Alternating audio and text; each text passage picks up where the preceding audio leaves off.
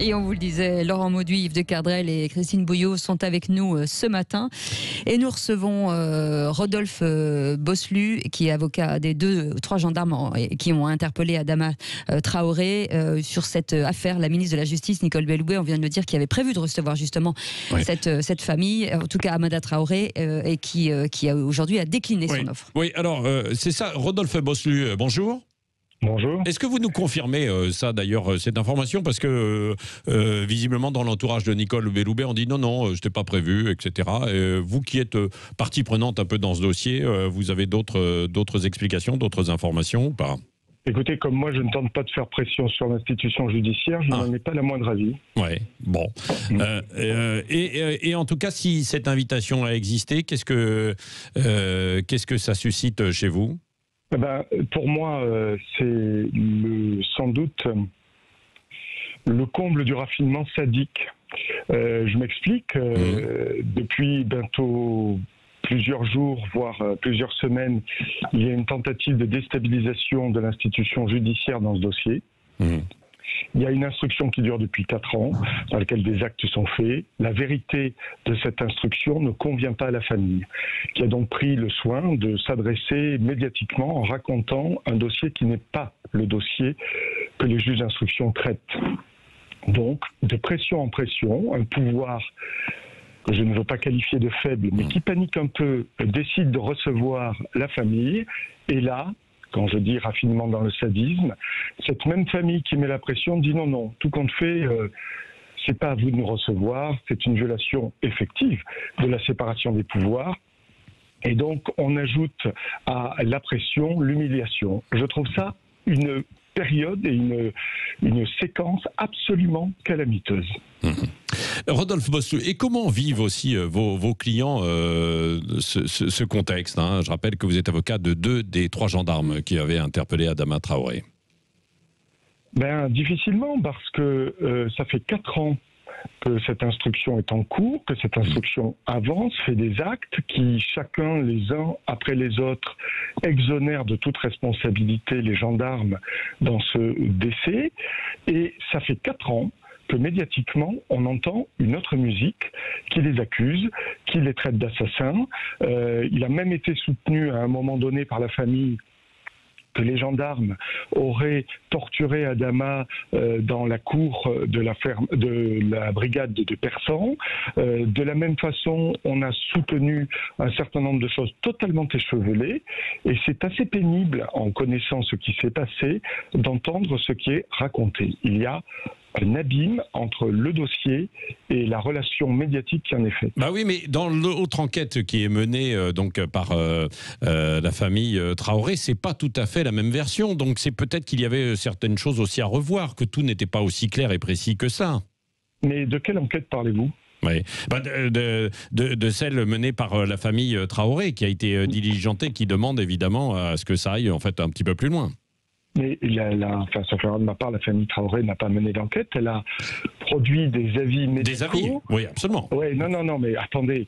Ces avis médicaux sont produits dans des conditions d'opacité absolue. Ce ne sont pas des médecins experts désignés par la justice. Je ne sais pas quels éléments du dossier ils ont eu accès.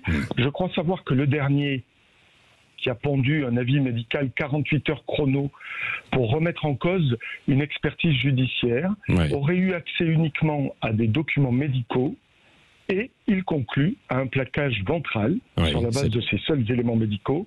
Je ne sais pas comment il peut le faire, surtout qu'il n'y a pas eu de plaquage ventral dans le dossier. Donc on voit bien que, si vous voulez, le fait d'aller demander des avis à des gens, je ne sais pas si on les paye ou je ne sais pas comment ça se passe, hein.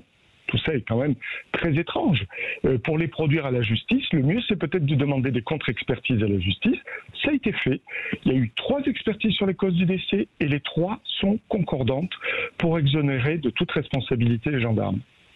Est-ce que, compte tenu du contexte, c'est ma dernière question, ensuite peut-être je céderai la parole à Laurent Mauduit, Yves de Kerdrel et Christine Bouillot s'ils veulent vous poser en fait des questions, mais est-ce que vous avez le sentiment que, compte tenu en fait du contexte aujourd'hui, des pressions, on a vu Christophe Castaner qui a fait un certain nombre d'annonces lors des interpellations, que quoi qu'il en soit, dans cette affaire d'Adama Traoré, les choses vont avancer peut-être pas dans un sens qui vous sera favorable. Est-ce que vous avez ce sentiment qu'on veut, y compris du côté du pouvoir, rechercher en fait des culpabilités? C'est effectivement le but de toute cette pression médiatique. C'est en définitive de venir faire pression sur l'institution judiciaire pour que ce qui est aujourd'hui le résultat d'une instruction longue de 4 ans avec de nombreux actes soit conforme à ce que voudrait la famille. Mais c'est pas comme ça que la justice, à mon sens, se traite, et c'est pas comme ça qu'elle doit se dérouler. C'est incontestable. Oui. Laurent Mauduit, Yves de Cardrel ou Christine Bouillot qui veut réagir. Laurent, oui, moi je voudrais quand même venir en appui de ce que vient de dire Maître Bossuet. Je suis assez choqué par cette invitation de la garde des Sceaux. Je rappelle quand même que la famille Traoré ils sont peut-être très sympathiques et ils soulèvent les foules devant le palais de justice, mais le frère d'Adama Traoré a été condamné à 30 mois de prison. Je parle sous le contrôle de Maître Bossuet. Je crois mais enfin bon, ça ne change rien. Ça change rien. Mais si, parce que c'est dans cette affaire. C'est dans cette affaire. Oui, mais c'est dans l'affaire Adama Traoré.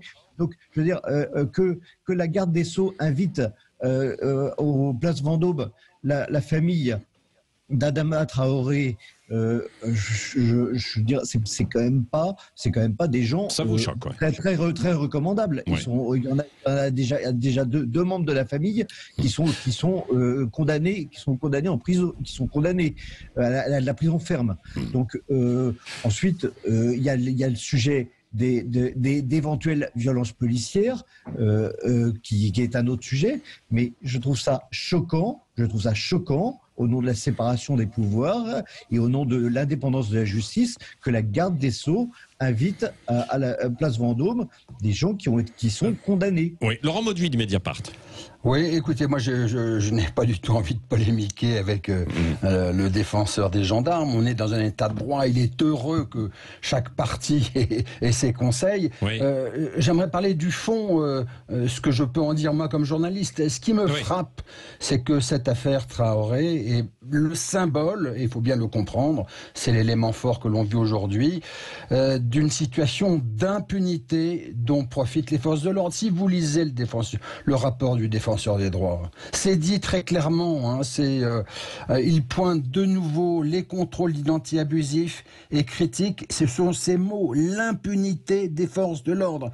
Et donc je trouve que c'est ça qu'il faut entendre et mettre par contraste en relation l'exercice de communication, je trouve dérisoire et scandaleux de Christophe Castaner, qui avait été saisi par le chef de l'État il y a 6 mois et qui n'a rien fait, et qui est ressaisi et qui fait un exercice de communication. C'est ça le fond de l'histoire, c'est que du coup, ces postures de communication du pouvoir suscitent l'indignation de beaucoup de gens, parce que rien n'est fait. Rien n'est fait pour rappeler la police à ses obligations déontologiques, et donc du coup, cette affaire Traoré devient le symbole de l'incurie du pouvoir. Je l'ai dit tout à l'heure dans mon éditorial. Oui, dans votre édito, oui, bien sûr. Vous avez salué Jacques Toubon alors que vous n'étiez pas spécialement ami avec Jacques Toubon il y a quelques années. Hein.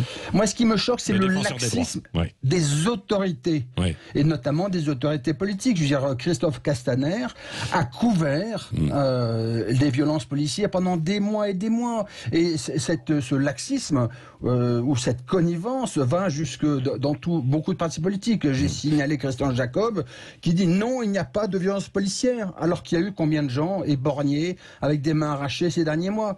Et donc je trouve qu'il y a une rupture par rapport à certains ministres d'Intérieur. Et aujourd'hui, Laurent, il y a des forces de l'ordre qui se sentent aussi un peu, on avait témoignage d'un policier tout à l'heure, qui se sentait un peu lâché aussi par le ministre de l'Intérieur. Ça, Rodolphe Bossuet, je ne sais pas comment perçoivent d'ailleurs les deux gendarmes, vos clients, les annonces de Christophe Castaner un peu, mais d'hier soir, je ne sais pas si vous avez eu leur réaction, mais en tout cas, il y a certains membres des forces de l'ordre qui se disent est-ce que c'est pas un pas où on a envie de nous lâcher là, sans doute pour céder à la pression de la rue ou en tout cas de certains. Rodolphe Bossuet. Mes clients ont surtout réagi à l'annonce de Madame Belloubet. Ouais. Et c'est ça qui les a le plus choqués, parce que, en fait, ce qui est terrible dans cette annonce, c'est qu'en fait, la ministre de la Justice laisse entendre que les 3 juges d'instruction auraient mal instruit. Ouais. Pour une simple et bonne raison, que la solution qui se dessine aujourd'hui ne convient pas aux parties civiles. Je veux dire, si on en est là, c'est absolument gravissime. Voilà. C'est ça qui est insupportable. Et je pense que, je ne sais pas si... Enfin, pourtant, la garde des Sceaux doit avoir un cabinet pléthorique avec des magistrats qui doivent expliquer quand même ce qu'il en est. Je crois qu'elle est elle-même magistrat. Enfin, on est dans une situation totalement surréaliste. Oui. Où il suffit de descendre dans la rue pour contester le travail des juges, travail de magistrats qu'on indique être indépendants et qui, subitement, parce qu'il y aurait un procès d'intention général fait à l'ensemble de la société française d'être raciste de façon systémique, puisqu'on a entendu que les juges d'instruction l'étaient, que les experts l'étaient. Je rappelle qu'il y a une tribune d'Assa Traoré qui s'appelle « Toute modestie bue, par ailleurs, j'accuse ». Vous pourrez aller la lire et vous verrez le caractère totalement excessif et démentiel de ce qui est dit. Et donc, c'est ça qui est en jeu. Oui. Et que l'institution, par le parquet, se limite simplement à une petite communication à minima pour venir tenter de protéger l'institution qui est mise à mal, pour moi, vraiment, les bras m'en tombent. Ouais, voilà. ouais. Et du coup, il y a aussi toute cette exploitation, après, à juste titre ou pas, d'ailleurs, avec l'affaire George Floyd, l'affaire Adama Traoré, et des rassemblements qui auront lieu encore un peu partout ce soir à 18h, au même moment où il y aura les obsèques aux États-Unis de George Floyd. Rassemblement à Paris, à Toulouse aussi, par exemple, hein, Christine Bouillot, bien sûr.